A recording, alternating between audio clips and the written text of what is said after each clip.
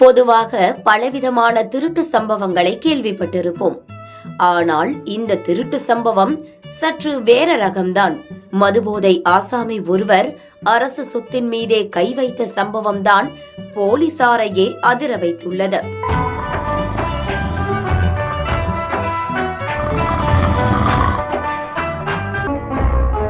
நாமக்கல் மாவட்டம் திருச்செங்கோடு புதிய பேருந்து நிலையத்தில் நேற்று இரவு அரசு பேருந்தை நிறுத்திவிட்டு ஓட்டுநர் பச்சைமுத்து என்பவர் சாப்பிட சென்றுள்ளார். நீண்ட நேரம் கழித்து திரும்பி வந்து பார்த்தபோது அரசு பேருந்து காணாமல் போனதை கண்டு அதிர்ச்சியடைந்துள்ளார். இது தொடர்பாக பச்சைமுத்து அளித்த புகாரின் பேரில் வழக்கு பதிவு செய்த போலீசார் இரவு முழுவதும் அரசு பேருந்தை தேடி வந்தனர்.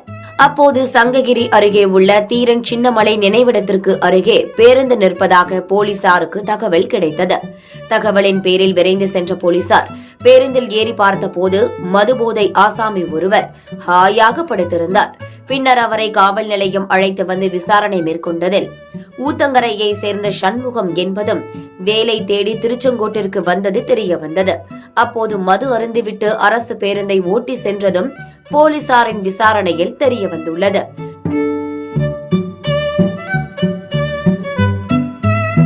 சண்முகம் மீது வழக்கு பதிவு செய்த போலீசார் நீதிமன்றத்தில் ஆஜர்படுத்தி சிறையில் அடைத்தனர்.